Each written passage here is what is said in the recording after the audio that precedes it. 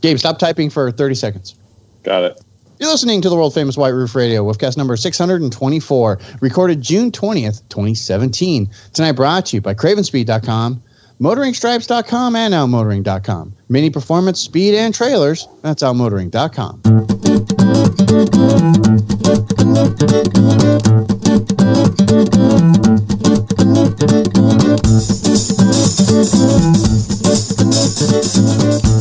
This is what's going on now. Hey everybody, it's DB in Arizona with a brand new episode of the world famous Apple Roof Radio. Roof Radio. Sorry, I got confused. We're here talking about Mini Cooper stuff for you, like we like to do this evening. As always, my good friend Todd Pearson is here. Todd, say hi. I am here. Hello. MotoringStripes.com. Joined also tonight by our good friend Alex. Alex, say hello. Hi everybody. And he always sounds like he's 13 when I do that. And of course, as a special treat, once again, joined by Mr. Gabe Bridger from MotoringFile.com. I mean, I really appreciate it's a special treat, but it's a special treat to join you, attractive, intelligent folks. Oh, so cute. I wasn't mean. It's nice. This is a portion of the show where we get to go around the round table and we get to tell each other how honored we are to be part of this. Just part of the show where Todd, I am blessed. I am blessed to serve your agenda right now. I thought this was the part where everybody just went around the table and just said how awesome I am. Well, DB, you I tell you what, you are awesome because you're dealing with people on multiple devices, several of them may be iPads, and yes. you were successfully hosting this show. This is a cross-continent show right now. It is. It's cross devices. Right? Yes. It's always a cross-continent show. It's never not a cross-continent show, Gabe. I'm just trying to make it feel more impressive somehow. It's intra-continental. Intra. There you go. Sounds fancy. You're so awesome that you're warming up the planet. That is me. For those of you who aren't paying, I mean, everybody on the west side of the Rockies, west of the Rockies, is hot. San Francisco saw like San Jose saw 107 this week. Yeah. The day we're recording, which is Tuesday, June 20th, Phoenix Sky Harbor actually saw 120 degrees. You guys might have saw on the news where they had to close the airport. They didn't have to close the airport. Small jets couldn't take off because they're only rated to fly 118 degrees, and they would need a 10-mile-long runway to take off in this thin of air when it's this hot. CNBC, I'm looking at you. Anyway. And Vegas hit 117, the tied a record. So for the record, Chicago was like 75 and crisp. I know, it was beautiful, sunny. Yeah. The Pacific Northwest was in the 60s, mid to high 60s, I believe. I don't mind the heat. It's okay. It's a dry heat. It's nice. Everybody's going to start moving to the Midwest, frankly. Yeah, it's beautiful here. Yeah, we got lots of water. Not a lot of water here. You know, if you ever wonder what it's like to be in Arizona, all you have to do is just turn your oven to like your low setting, which should be roughly 120 degrees. Let it warm up to that, and then just get open in. the door and stick your head in it. Just get in. Just get in. That's what it's like being in Arizona. Just like that. By the way, do your respective governors in the Midwest believe in climate change, or are they just? No, they're all on board because you know why? Because we believe in it because we don't want anybody taking our water. There's already essentially that's a thing. Like we're aware of the Great Lakes being an important aspect of our. Because without global warming, there'd be no lake effect snow. Yep. I actually don't know if that's true or not. I think that may have been around for a long time. We didn't know one of that. I will say that the water. We've already had. There's already been talk of pipelines from the Great Lakes to California and Arizona, and we've already banded together Republican and Democrat governors to essentially say no. Yeah, screw California. Those guys. They're idiots. Well, hey, and here, we've been saying that since the 70s. You guys can fall off a cliff. Yeah, that's right. And here in Kansas, we get out of California actually. I know, but it's funny what Gabe is saying when he says Republicans and Democrats are banding together to make this happen. Like it sounds like people are living in an alternate reality, right? Because when you read the news, it's the opposite of this, every day. Yes. Yeah, but it's funny, when there's a real reason to actually come together, it tends to cross party lines. It's really does. Nice. And I don't mean to pick on California. I'm born and raised in that state. Can I just say, it's a nice place to visit, but the governor's insane, and you guys are just too damn whatever for your own good. You're going to run yourself into the ground. It's going to fall off the planet. Nobody's going to care. Two things. Here's my little PSA. Number one, giant mudslide on Highway 1, so you can't drive down Big Sur anymore from Monterey very easily. So that sucks. So what I would advocate is everybody move to the Midwest. We have a beautiful system of lakes, and we have great beaches. It's a moderate temperature. Well, hell, Kansas is going to be coastline soon. You know, if global warming continues, we'll be the coast. Breezes. You can get really sweet wine that gives you headaches. Like, there's like great things here. Nice. And not to mention the glorious, delightful city of Chicago. Home. And Chicago. World Championship Chicago Cubs. And you got to say, a lot of really good beer comes from the Midwest. Yeah, you read my mind. I mean, let's just bask in the glory that is the Cubs winning the World Series, because I mean that changes lives. But more than that, beer is important here, and we enjoy it. Yes. The problem with Chicago, as is cider. The problem with Chicago is the potholes and the shootings. Well, but the irony there is, Alex, that we actually bury the people that die every night in the potholes. So perfect. It works out really well. And you know what's great to bring this back? Bring this back around to minis is the new Countryman comes with its own little gun compartment under the driver's seat. Perfect. Thank you very much. Right? We're going to talk about that. Can I say that when I said, where the hell did the secret compartment go? Recently, they're like, we gave you it back under the seat in the Countryman. Yep. Oh, see, there you go. Let's hold that for just a moment. We're going to talk about that. We've got news. Gabe's here. So we're going to talk about news. Gabe will continue to profess his love for the Clubman as well, I'm sure. Just watch. You'll see, because it's the JCW. We're going to get to all that here in just a minute, though. Before we do, let's pay some bills. Can I remind you guys about how awesome outmotoring.com is? You guys have been over to outmotoring.com, right? It's awesome. Everything that you need for your Mini, right? It's awesome. Everything that you need to make sure your Mini's clean, make sure your Mini's well repaired, make sure your Mini looks a little bit different than everybody else's, right? So you get really cool accessories for your Mini. Inside parts, outside parts, go fast parts, make it handle better, go faster. Awesome. Get it at outmotoring.com. Something falls off, you need to replace it, you can get over at outmotoring.com. You got a full line of repair parts, DIY repair parts, almost everything that you need to actually build a Mini from scratch.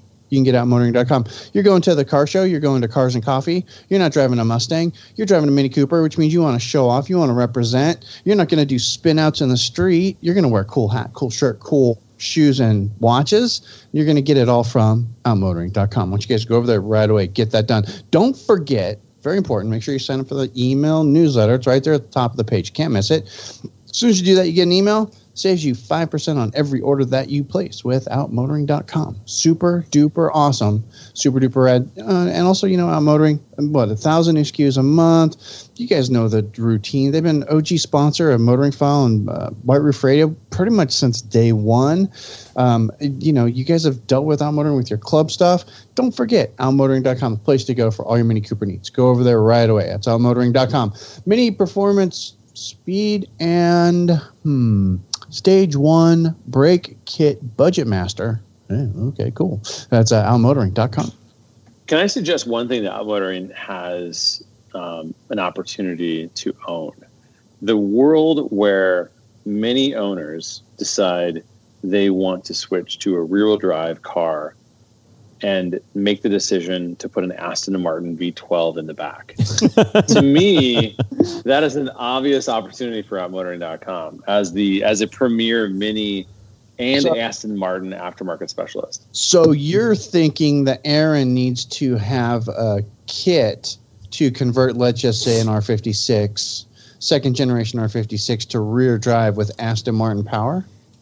Why not? I think the opportunity is there for the taking. So he's really missing the mark, is what you're saying. Well, I don't think he's missing the mark. I think there's an opportunity that is burgeoning. Okay. So Gabe, you're saying it's like all the people who did the classics and they put a Honda VTEC in it. You're saying, and what I'm saying is, why would you put a small 4-cylinder when you could put a V12 Aston Martin? Yeah, you guys. In that car? It would be all engine. The car would just be all engine. Yeah, but right. There's those kids that actually doing Busa swaps, right? This is better. You actually, Todd, the engine's so big, you actually have to move the front seats up a couple inches. It gives a new meaning to the term mid-engine, right? Yeah, it's so mid-engine, it's a little bit front-end. Yes. That would be all engine. Yeah, don't forget too, gang, like we're goofing around, but if you have an Aston Martin or know somebody who does and they need like parts, motoring.com, place to go as well. Thank you very much, Mr. Bridger. And I got to tell you, one of the things that is on my radar is the mildly used Vantage. Fantastic deal. You can get them for like 40 some grand. And I mean, and that's where you go. Because you've got parts that you're going to need. Yeah. Not to shill, but like that has crossed my mind many times. I have eBay trolled V8 Advantages often. That makes me think of Doug DeMuro, who bought that. I read that CarMax, and I think like he maxed out. I mean, he didn't max it out, but he got it with the infamous or rather famous CarMax warranty.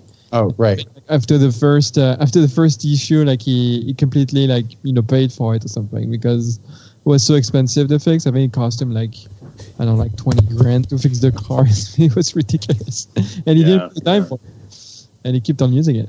How about if we talk about Mini Cooper stuff now? Let's do it. Let's, just because we haven't done this, just because we have Gabe. Gabe, let's talk.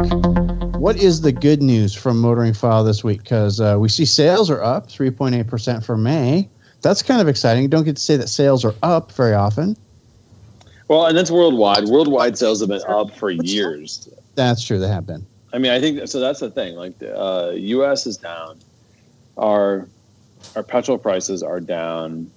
The mood in the country is buy big, go large, and Mini. I think we would all be pretty pissed off if Mini produced a 7-seat SUV, and so they're not going large. They're not going to be able to satisfy that need. So because of that, I mean, they're hurting. Right. You got like the Clubman and the Countryman are great. A lot of people think they're too big. Well, when it comes down to it, they're too small for most people. Right. And so people are going elsewhere. They're buying other things, and USA sales are down slightly. Thankfully, worldwide sales are up because the rest of the world doesn't have this issue. And in a lot of ways, the worldwide sales are carrying Mini USA. So kudos to that. In other news, a new Mini. I want to talk to you guys about this because I'm fascinated to hear about you. Because like there's a couple get off my. I guarantee you there's gonna be a get off my lawn comment here. Mini debuts a new fashion line. They once again are partnering with Pitti Uomo of Italy to create a very high-end collection of products. And I guarantee you, most of the Mini owners in the United States look at this and be like, what the hell are they doing? Right. Well, they're embracing the hipster malarkey still. And that is exactly the phrase I was waiting for, which I think is my favorite, most hilarious phrase I've ever heard in my life. Yes. I'm with Todd. Of course, that doesn't exist. There's no that doesn't exist. There doesn't even like the hipster is gone and dead, along with the metrosexual. We wish it was. Someone needs to tell Mini USA that. That's true, and they maybe should. I mean, they may have missed that memo, but so these are products that are not intended for the United States because of the exact comment you just made. Like, there's just the market is there for this type of product, but not through a known brand that sells cars. So it's a little bit of a miss.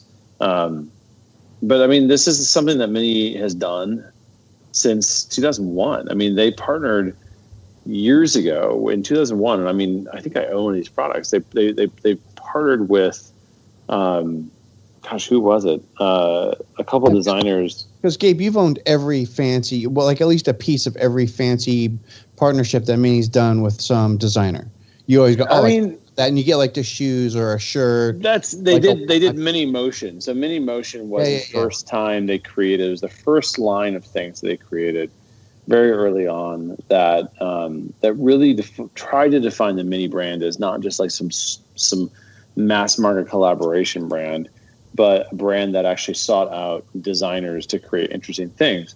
And so Mini Motion, the name escapes me. It was not Mark Newson who actually designed the Apple Watch, for instance.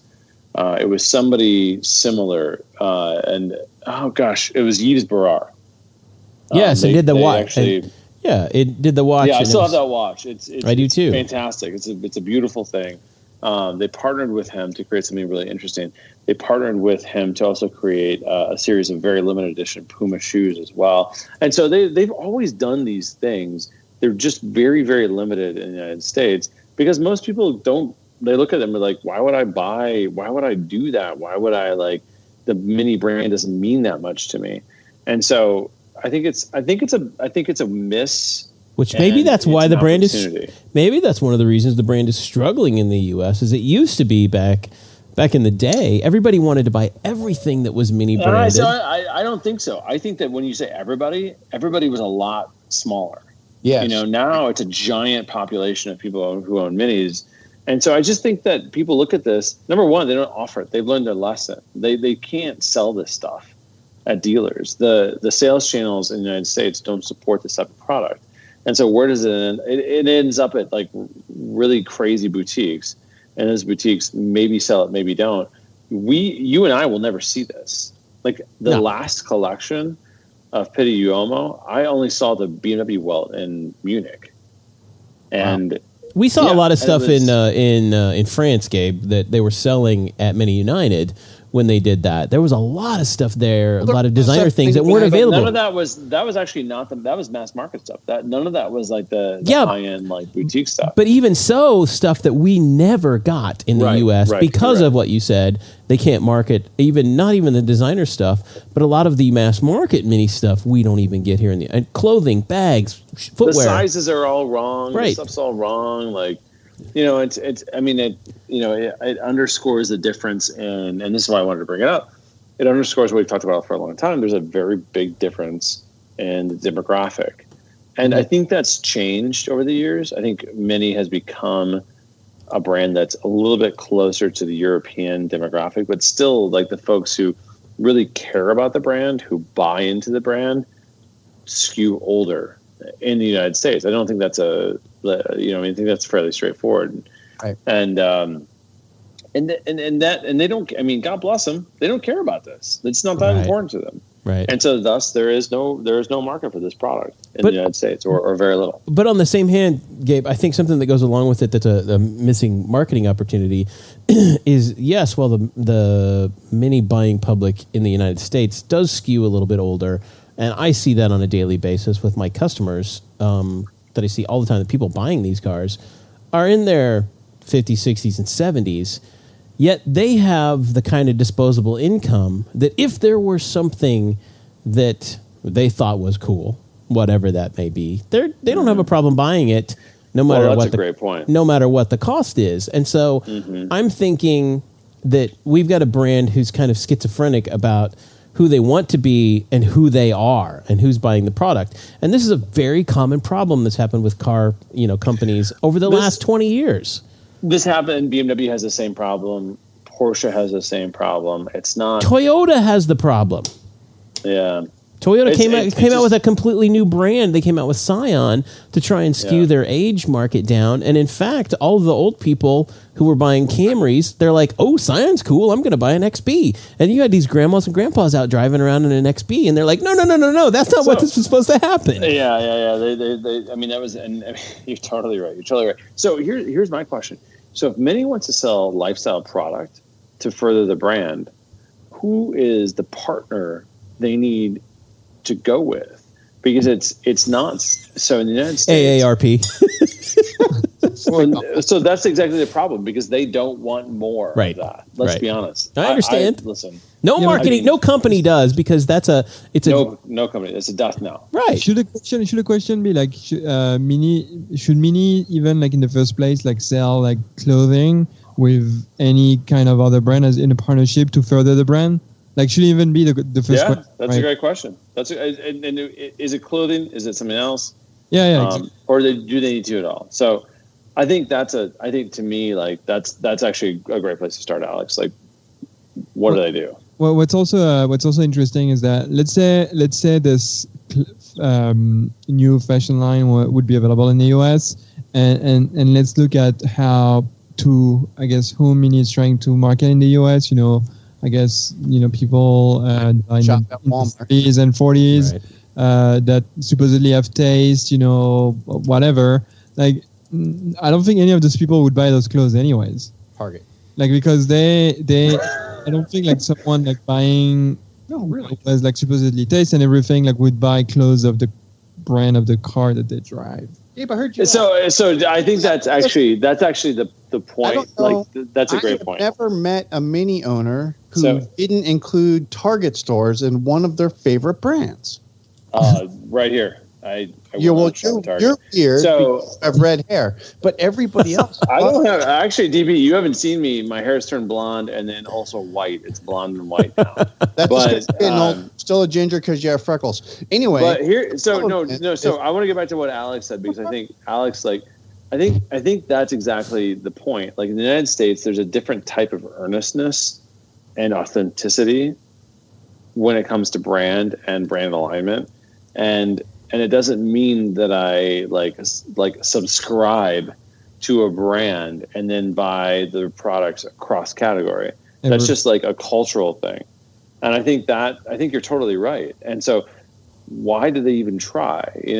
Because you're basically you're barking up the wrong tree, to use a bad analogy. I don't know. I think there's a lot of things because this is something that's been ongoing. For example, Toomey makes a luggage line right now that is Mini Cooper branded that is so incredibly hard to find in the United States. You can get it. And you mean Mini branded? Yeah, it's Mini branded, and it's Toomey. Here, I'll put it over here. There's just a link to it from ZA site, I believe. But there's this Toomey branded luggage that is awesome stuff. It's really great design. It's to me, it's really good. I mean, that's really good stuff. It's a quality product on top of it, and it's Mini branded. Yet Mini doesn't carry it. You can't buy it at stores. This is the kind of thing that you're going to see one day. It's going to show up at some place. What are you going to do to US dealers? They already have like a hard time shipping the cars. Now you want them to sell bags and clothing. Like it's just not going to happen. I don't understand where the market, and I think it just goes to the point is the United States does not seem to be the market for this. I would buy it if it were available, but I'm not going to go out of my way to find something this. I think they need to look at their channel strategy, and I think they need to look at their marketing strategy, and they need to think a little bit differently. I think it's not about not making this available in the United States. I think it's about who they're targeting. How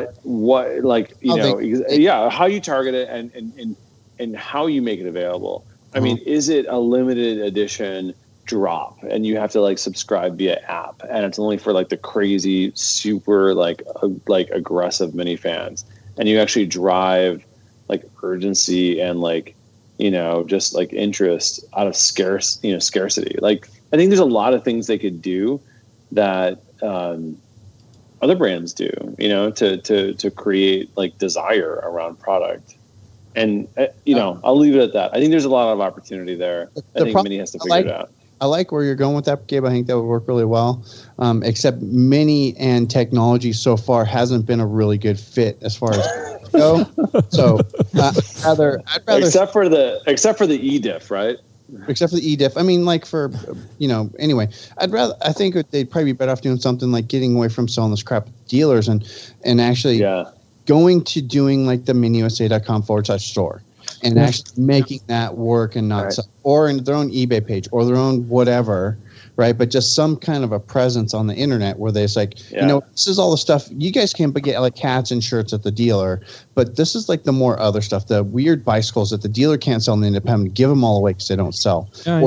Or the cool luggage, this stuff, or the shoes. It's oh no, we've got all this stuff on our website. Come over here. You're going to pay a little bit extra for it, but we'll have it out to you. We'll put it in a box today. We're going to ship it, UPS, whatever, so you get it in 2 days like Amazon. Boom, done. And then they could sell their stuff and be done with it. And what we're realizing here is we all perceive Mini to be a larger company than they are. They're a very small. Yeah, they're a very small company. That's very true. Work out of a closet in New Jersey. Yeah, they have 5 desks at BMW North America in New Jersey. Yep. Guys, I was gonna say I have 2 minutes, and I just want to give you a quick Clubman update, but I don't want to stop this conversation. That's okay. We're done. We can move on. We're done. Gabe. Let's talk about Clubman. Let's hear about it. You have to go. So JCW Clubman zeroing in on 2,500, actually closer to 3,000 miles now. Third break-in. Good job. Yeah. So as you can imagine, it's a modern Mini. So totally faultless, no problems whatsoever, no rattles, Nice. nothing at all, no issues there.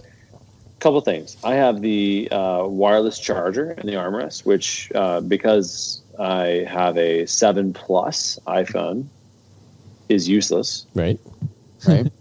Number one, even if it did, It wouldn't allow fit for wireless charging, it doesn't fit. It doesn't fit a large phone, even if you had the wireless charging. And you'll be happy to know, Todd, I actually showed somebody at Mini who will remain nameless, who was very high up, the problem, and he was shocked. He was shocked to find that out. That even if you had an Android phone with, it wouldn't fit. He immediately texted somebody. And he promised that the next iteration would be changed. Yeah, of course, Apple's new bigger screen phone will actually be smaller, so I'm sure the issue will go away because of that. But and it's rumored to have wireless charging, so and we'll have wireless charging. So I will say, in theory, if it was slightly smaller and had wireless charging in the iPhone, it would be amazing.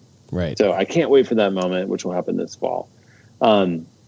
Otherwise, though, I mean, the car is great. I have grown fond of the variable suspension. I go into comfort mode, or whatever you call it, normal mode, mid mode on the highway, basically all the time.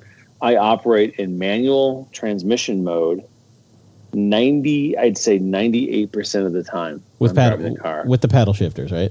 With the paddle shift. I can't stand to allow that thing to shift for me. It's slow, it's stupid. Right. It's not, but I mean, I'm more aggressive than it'll ever be.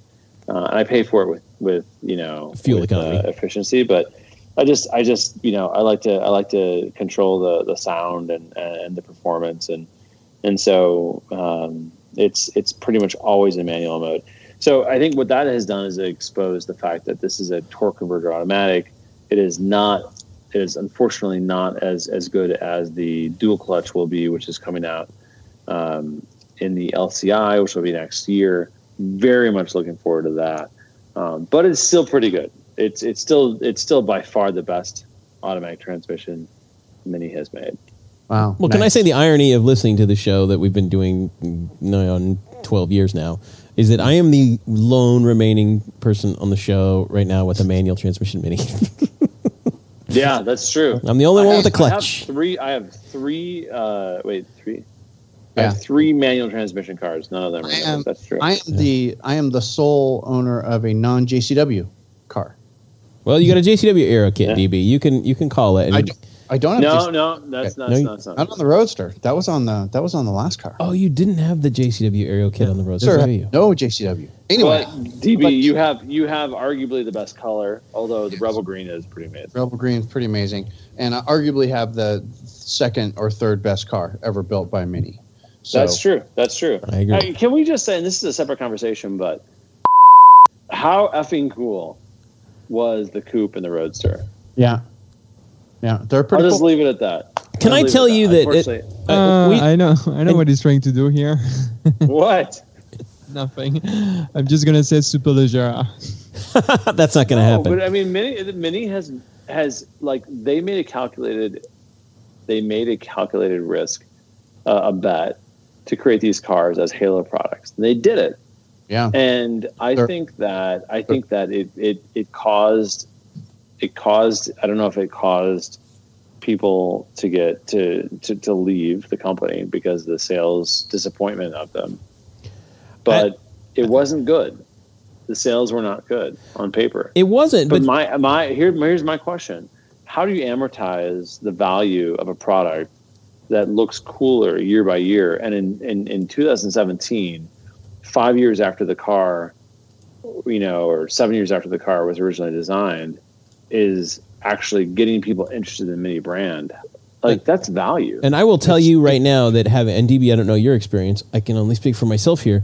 But driving the Roadster around, I would guarantee that once a week for the last year, we get stopped by people and ask us what kind of car that is and where can they buy one. And I say, it's a Mini Cooper, go to the dealer. I, of course, don't tell them that they don't make the car anymore because I'm just like, get them in the dealer, get them to drive a Mini. They'll fall in love with something. But you're right, Gabe, that now this car is 4 years old. It's a 2013. A 4-year-old car is, people are starting to notice it, and they're going, wait a minute, that is a really cool looking car. What is it? That's a Mini? What are you talking about? It's just happening in the States. It's happening in around the world because I belong to this Mini Roadster owners group on Facebook. Todd's in there too, and it's blown up like every day. Someone just got a Roadster. Yep. Right, and it's just like, oh my god, I just got this Roadster. This Roadster's awesome, right? Because they bought it and now they're super excited about having one of the best Minis ever made. Yep. It's the second best Mini I've ever owned. Yeah, overbuilt to a fault. Amazing too. to drive. It's awesome. Yep. It really is. All right, guys. With that, I apologize. I have to skedaddle. But thanks so much. Thanks so much for joining always us. Always a pleasure. Always a pleasure, sir. You're always welcome. Thanks so much. Cheers, Gabe. All right. Cheers. Bye. Motoringfile.com. Everybody keep following. Gabe will continue to fawn and goo goo gaga over his JCW Clubman, which has new Todd graphics on the way, if I'm not mistaken. Well, it's got some bits, some wrapped bits. Some wrapped bits to get rid of the red, right? To get rid of the chrome. The chrome, yeah, because the red never made it. And also because Todd is the anti-chrome. Yes. It's the anti-chrome, yeah. I still remain the anti-chrome, yes. So there's one thing I want to talk about if we have time. Anytime. Okay, cool. So I don't know if you guys remember, but I think like maybe a year and a half ago, Todd and Gabe had an argument about the placement of the headlight switch, right? I think it was following an article, like a review, like a long-term review from Car and Driver or something like that. Yeah, Car and Driver, right? Like they had like a 2014 Mini, which was full of bugs because it was probably like a pre-production car.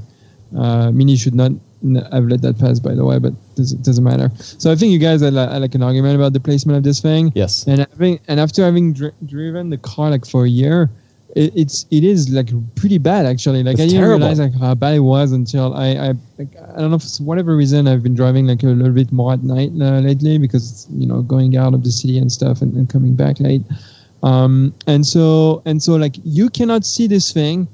If you need to, if it's not set on automatic and you need to turn it on and off, or you need to turn on like maybe the the fog lights, you cannot see it. So you have to bend and look at the switch, which pretty much like distracts you from looking at when you're supposed to look the road. So what he's saying is it's not safe to do this while driving. No, it's not safe. And the second thing is that when I so my left when I back up, so I put my arm around like the seat next to me, and then I look back. If I need to park and pay attention, and I don't always use like the camera. Like my left knee basically touches the switch and put it back on off instead of being automatic. And so sometimes like because I'm so used that the switch is on automatic. Sometimes I don't realize that my lights are actually off instead of being on. Yes, it's a very poor place. So you know what, Alex? You know what? That's really weird that you mentioned that because I don't know about you guys or you guys out in the White Roof Radio listening audience, but of late, and this has been like pretty much this year, but have you noticed cars driving around at night with their lights off? Yeah, idiots. But more so than normal.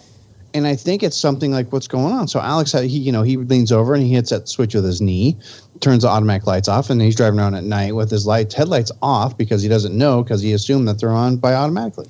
Well, and then frankly, like until I actually had this thing happen to me and see it, like I've noticed like a couple of times that my switch was off, and I was like, when did I turn it off? Like I don't even by accident. Like I don't even know. I couldn't even find or remember like when it happened. And this is like the instance when it happened. I'm also wondering if it happens when I get into the car and my right knee like goes over it. But those are two examples that Alex, you need some kind of camera set up in your car that just is always on the switch. Yeah. It's like a little IP-based camera that's always on and it's recording as you get in and get out of your car. A 360 dash cam. Yes, a 360 dash cam. That's exactly what you need. Which is funny. The thing you complain about there, Alex, is not one of the things that has changed. By the way, 2018 model year changes are coming. These are not, by the way, the LCI changes, which aren't going to happen until next year, until spring of 2018. Even though these 2018 model changes are happening very soon now, things such as the gas gauge is changing, and this is on brand new Minis. There right now, it's a series of lines that are just to the right hand side of the tachometer, above the steering wheel, and they're very difficult to see and read, and you don't think about it as a gas gauge. It's not very intuitive. So they're changing it now, and there's only I think there's 9 of them. There's 9 little slats, and it's not terribly accurate. So they've changed that. So the new 2018, one of the changes is there's a new gas gauge on the right. Okay, that's one of the things that's changing. Remember the ring that we all loved, that we can put the car in sport mode or normal mode or Grandma DB mode, right? Yeah. So Grandma Burnside mode. That has gone away. No longer are you going to put the car in sport mode by that ring. It's going to be a toggle once again. That's pretty cool. It's going up on the dash. So that's a change coming for 2018, which is right around the corner. I'm talking like the next month. That's another thing that's going to change. But the anticipated facelift that we all thought was going to happen. Remember when we were all having the discussion of, the LCI, they really aren't going to change anything. Well, turns out that's not the LCI that we were looking at. So it's still very possible that they're going to make changes for next year on the official. I think it would make just sense. Like, people have been complaining about it so much that they gotta do that. I don't know if actually people have been complaining about it so much, but at least we've been very vocal about some of the design elements on the exterior. And when you look at the Clubman and at the Countryman, I think like bringing the F56 and F55 like in the same fold as far as the front end is concerned just makes sense. Well, and here's the other change that's happening for the 2018 model year, and this is across the entire line. Right now, the Clubman and the Countryman both come with PDC, park distance control, and a rear backup camera. Okay, that's coming to the hard top. That's coming to the entire line. For 2018, backup camera is standard on all Minis. That's cool. I don't know if we've reported that because it's going to be mandated by the federal government. Yes. Blah blah blah. Yes, it's going to be, and it's been a phase in for the U.S. right now. A certain percentage of cars sold in the U.S. have to have that, and Mini and BMW have far exceeded it to this point. But now for 2018, it's full on. Just like every other car on the road that you can buy has a backup camera. Now Minis for 2018, they're all going to have that. You're not going to have to choose that as an option. They're going to figure out some other way to charge you. Like something else is going to get more expensive. You know, the air in your tires is now a separate charge. So you're going to get a $200 charge for it. So you do nitrogen for air. Yeah, exactly. But I'm being facetious about that. But those are some of the changes that are coming here very soon. If you're going to go look at new Minis, here is what also is really interesting is later this year. You know what's going to happen? You're going to be able to go to a dealer lot and buy a 2017 Mini, a 2018 Mini, or a 2019 Mini. All they're going to coexist on a dealer lot, and that is going to be serious confusion. Why? Because just how it's going to happen. It's just going to be the crossover of all the different. I thought because like they're not selling so many cars that they still have a lot of them on the No, lots. the models are so staggered. And the 2018 model year, by the way, is going to be a very short year. Yeah. It's going to be a very short year, just like 2014 was. If you remember back when the F56 came out in February, March of 2014, that model year in the U.S. only went 3 months before they killed it and it went to 2015. We ordered our 2014 in May, and I believe it was the last 2014 allotment that our dealer had, right before the cutoff, the end of May. And as soon as June 1 production started, they'd turn to 2015s. So you had March, April, May. You had like 3 months of a build for a 2014 Mini. So it's one of the rarest, F56 Minis. They were making other, like Countryman and Paceman and things like that. But we're going to have the same thing happen for 2018. The model year is going to be very short for like the hard tops. And even it was rumored, this didn't happen, but the JCW Countryman that came out, December last year? They were supposed to be 2018s. Nope, they were 2017s. They totally screwed it, and then everybody's so confused right now. Even the dealer's confused. Right. So weird. Speaking of Countryman, Mini USA have added the Cooper SE Countryman All 4 to the Mini USA configurator. And here's what I want you guys to do. I want you guys to go build one really quick while I tell everybody about our next sponsor here underneath the white roof, our friends over at cravenspeed.com. I want you guys to go check them out. We love Craven Speed, another one of the OG sponsors here at White Roof Radio, motoringfile.com. If you're a Mini Cooper owner, they've got the dipstick that you want for the first and second gen Minis. Easy to read. They don't break. Super awesome. Just get one. Just and be done. The platypus license plate front mount, if you need one for your car like Alex does. He's got one on his F56. He loves it. It's awesome. The stubby antenna so you don't look like a remote control car going down the road.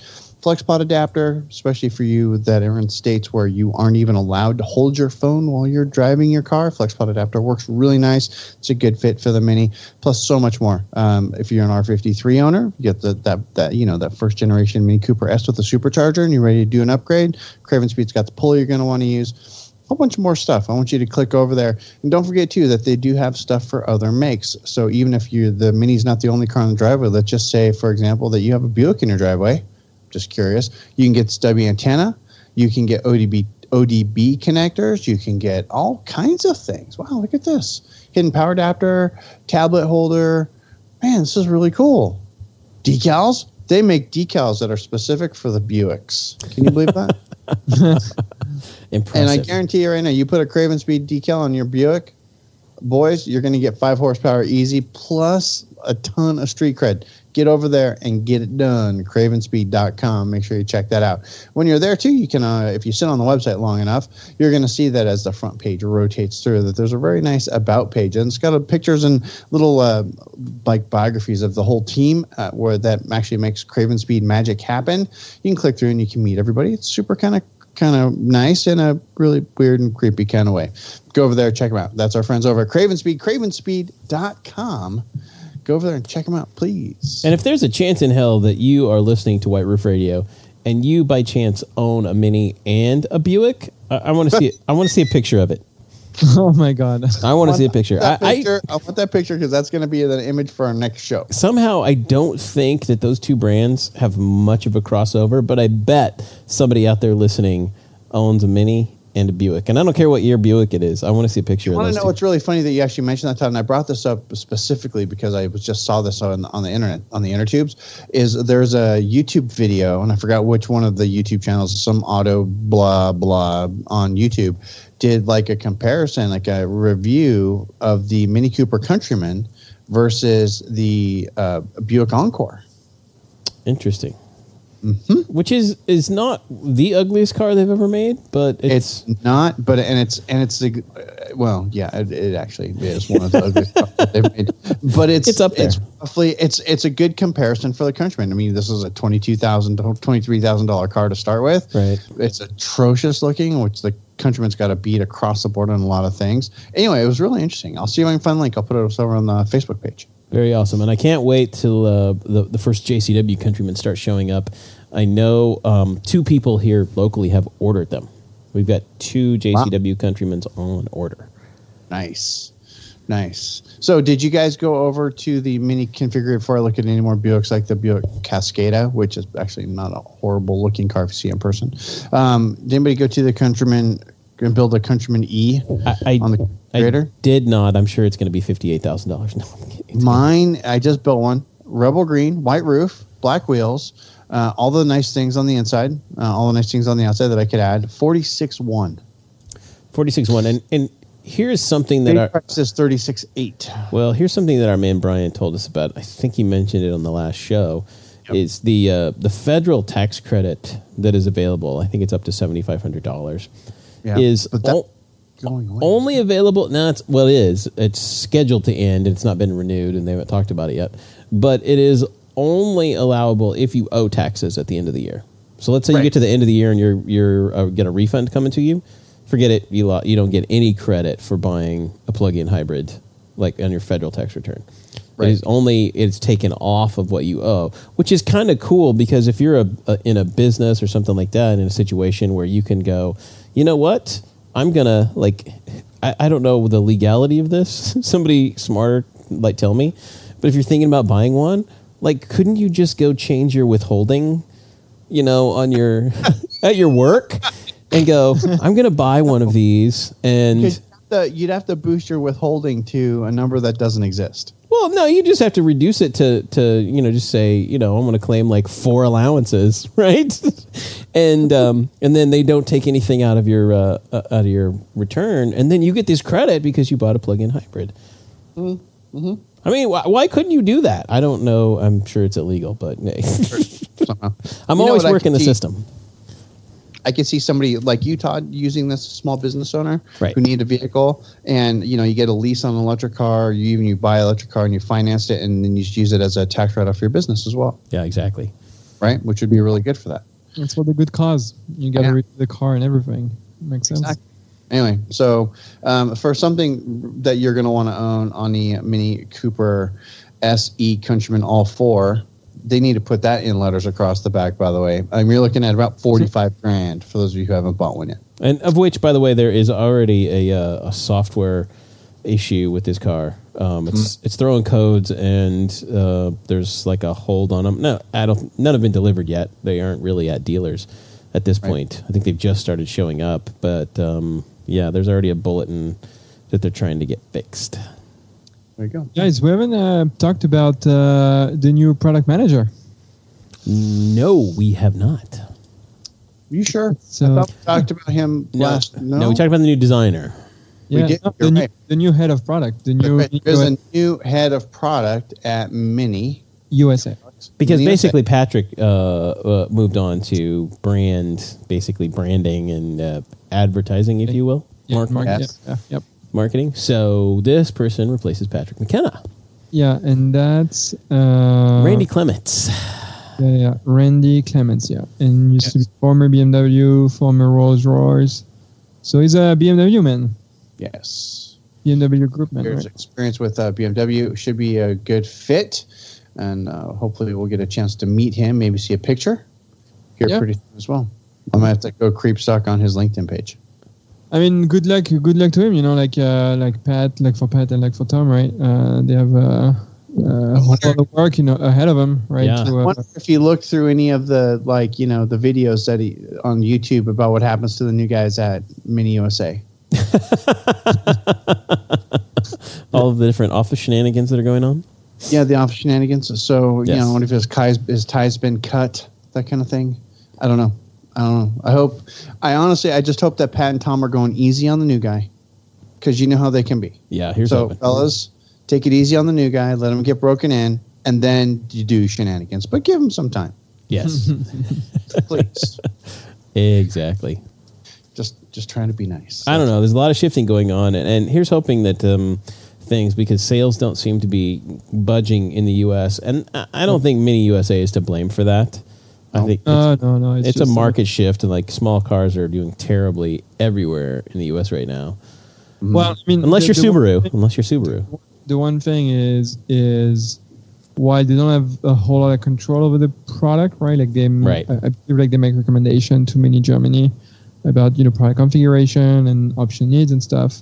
They are still responsible for the marketing strategy in the U.S., right? And I've got to say, though, like the messaging around the car hasn't been clear, as we've said many times. New in the U.S. For the years, like since the launch of the F-36, and it's also not reaching people, I guess. They have the LCI coming up.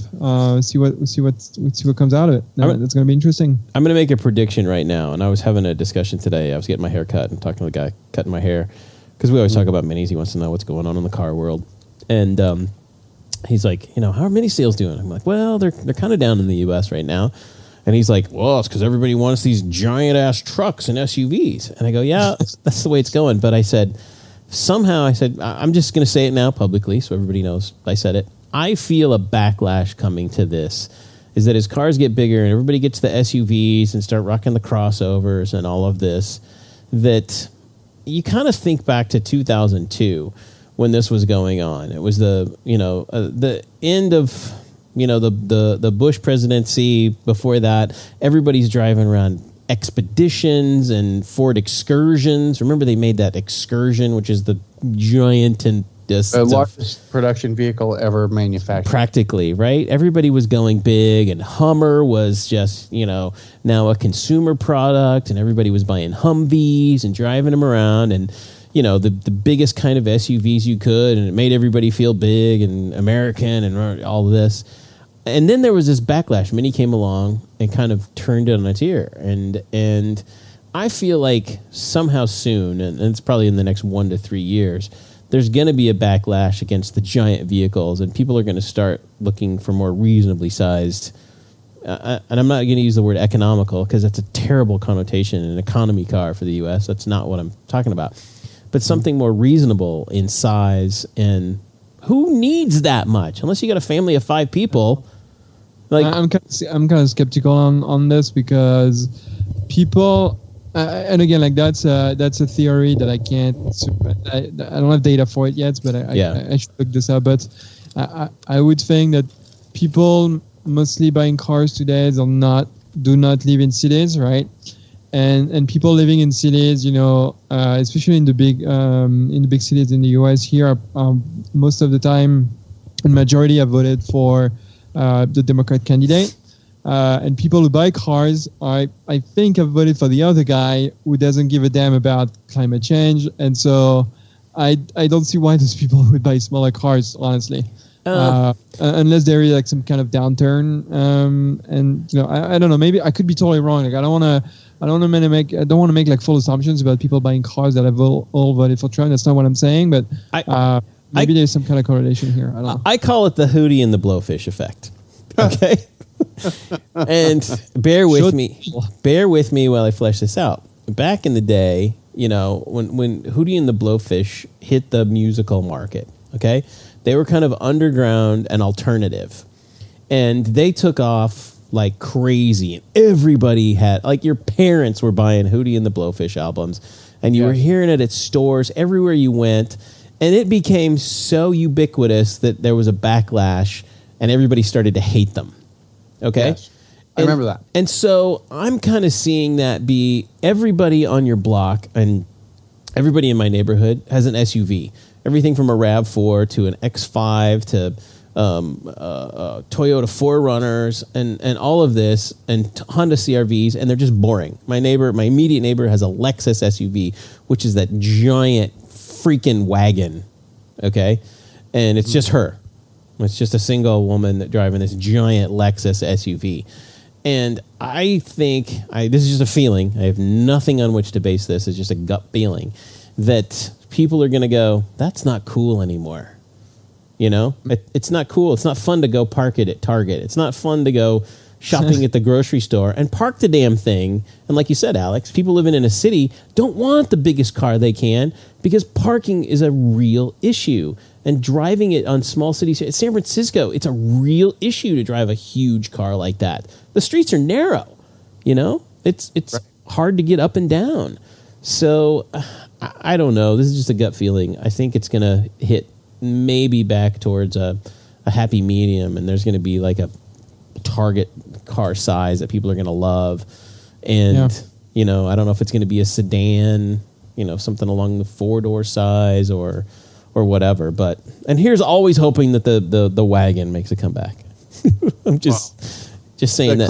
Look at the Clubman.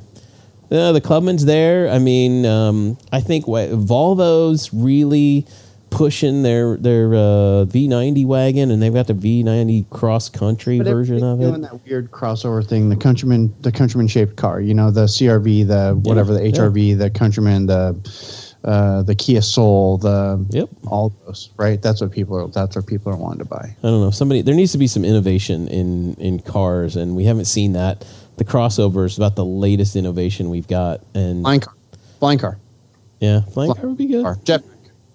Jetpacks works too. Yep. Pick one. Wings. Wings. Fold out wings. Yes. Or, something that'll just eliminate traffic. Maybe transporter technology. Maybe it's time to secure the car altogether and just go straight to transporters. Self-driving cars are the next. It's really the next transformation. And do people really care what they look like if they're self-driving? No, they don't. No. They care if it'll get them to Starbucks and get them to work on time. Right? Yeah. If they have free Wi-Fi. Yeah, that's true. Anyway, but I think we're done. Yeah. Yes, I think We seem to be stalling. We seem to be vamping. So that makes a good place for us to stop. I want to remind you guys one more time. Go over and check out motoringbadges.com because that is where you find all the cool stuff that Todd makes. And it directs you to Motoring Stripes. It does. But my bad. Yes, it does. It's still there. It's still there. No, I need to fix that. But badges are coming, and badges are I think going to make a comeback. Oh, badges coming back. It'd be pretty rad. But you go over to motoringstripes.com because you need stripes for your Mini. And you don't want the factory stripes because it annoys you like it annoys every person on the planet that's not an animal because they don't go all the way edge to edge. Right. I can't be the only one that's bothered by that. No, but it bothers everyone.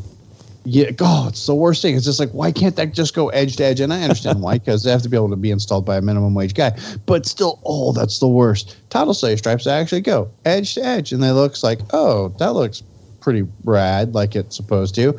Done and done. You know what else Todd will sell you? Todd will sell you a Clubman boot protector strip. Right? That's brand new for the new Clubman. It's super awesome. You got to have that to keep your bumper from getting all scratched up and gross. Right, Todd? Yes. Yes. Don't forget, if you've got a first-generation Countryman, you still have that Countryman boot protector strip as well, do you not? I do. Yes. See, this is what I'm saying. And then the really cool trick, this is the hot hack for motoringstripes.com, is you contact form.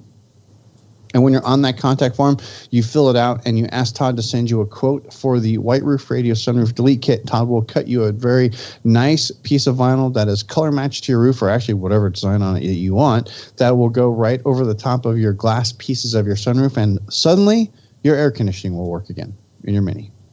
It's amazing. All that for you over at motoringstripes.com. Thank you. And if you live anywhere near DB, and you're experiencing global warming, you're going to need air conditioning. You're going to all need the help you can get. And I can tell you actually a solid color, like a from the vinyl manufacturing plant color that goes on the sunroof, like white for example, lasts for at least 3 years in the Arizona heat. Yeah, it doesn't do too bad. At least 3 years, and it was still in good shape when I got rid of that car. And that was just a solid white. But now, if Todd's done work, like graphics and stuff on it, well, the ink's going to burn through a little bit quicker than the solid vinyl. And you only get that about 1.5 years, maybe 2. But I think that with just the plain vinyl, you're going to get 5 years. On the glass, if it's straight color, like if it's a, color matched from the factory roll of black, white, red, or body color, you're in good shape. Yes, and your air conditioning is going to work again. And it takes like no time to install. Super simple. Todd sends instructions and everything. Super easy. Super awesome. Do it. motoringstripes.com. Boom. There it is. We're done. Thanks again, guys, for listening. Apologies again for last week's show. That's on me. It's actually on Microsoft, but I'm going to take the blame just because, Microsoft won't. That shouldn't happen again. I got Todd to record this week. I'm sorting out all the issues on my end to make sure that doesn't happen again. I do want to thank those of you here underneath the white roof that have gone over and checked out Ride Bikes Radio. And I've noticed that you guys have left some nice reviews of Ride Bikes Radio in iTunes. Super nice. If you guys are looking for a bicycle podcast, go over and check it out. Ride Bikes Radio. It's everywhere where you can find White Roof Radio. Brian Dallas and I, we talk about bicycles every other week. We're not talking about weird, carbon fiber, $1 million carbon fiber bikes. We're not talking about tour strategy, none of that. We're just talking about riding bikes. It's actually pretty cool. Go check it out. RideBikesRadio.com. Thank you. But we are done for the week. Thanks again, guys. Really appreciate it. But this is the part of the show where I like to make that funny clicking sound, and then I say, questions, comments, or concerns, go ahead and click back. Go over to whiteroofradio.com. There you can leave us a note in the show notes. You can also email us, feedback@whiteroofradio.com. Until next week, Gang, this DB. I'm done. Cheers. À bientôt.